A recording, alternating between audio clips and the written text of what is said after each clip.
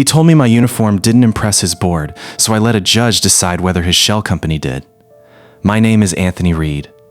12 years in the Air Force, cybersecurity and communications, 2 deployments keeping networks running that a lot of people never think about until they go down. I came home and built Reid Secure Logistics from nothing. 3 employees the first year, all veterans, all people other companies had passed over for reasons that had nothing to do with the work. 3 years in, we were qualified, certified, and ready to bid on a real contract. Securing the supply chain network for Whitfield Industries, a company that itself held federal contracts requiring a share of that work go to veteran-owned small businesses. I wore my dress blues to the board presentation. Not for sympathy, because 12 years doesn't stop mattering just because you traded it for a suit, and I wanted the room to know exactly who was asking for their trust. Victor Whitfield, the CEO, didn't see it that way.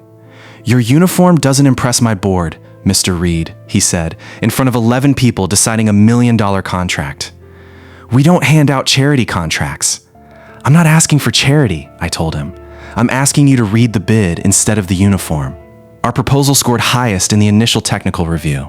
2 weeks later, the board awarded the contract to a company called Wexford Solutions instead, a firm that had barely existed a year, with a bid that came in almost identical to ours, just slightly cheaper on paper. I didn't understand how a company that new could underbid us on infrastructure we'd been pricing for 3 years. I found out in a courtroom. I hired a business attorney named Rachel Kim, who specialized in exactly this kind of contract dispute.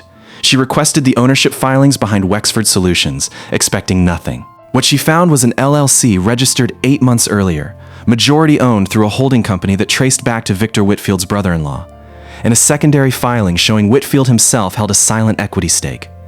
The trial in Meridian County was short. Whitfield's attorney called the award a straightforward cost comparison. Rachel didn't raise her voice once. She simply laid the ownership documents on the projector, next to the scoring sheet that had been quietly revised after our technical review. The same week Wexford's bid was submitted. Judge Eleanor Voss read both documents twice before she spoke. She said that a CEO was entitled to his opinion of a uniform, but not entitled to steer a federal-linked contract into his own family's pocket, while dismissing the veteran-owned business the law required him to fairly consider. She found the award fraudulent, ordered the contract transferred to Reid Secure Logistics with back damages for lost profit, and referred the Wexford ownership records to federal contracting investigators for review.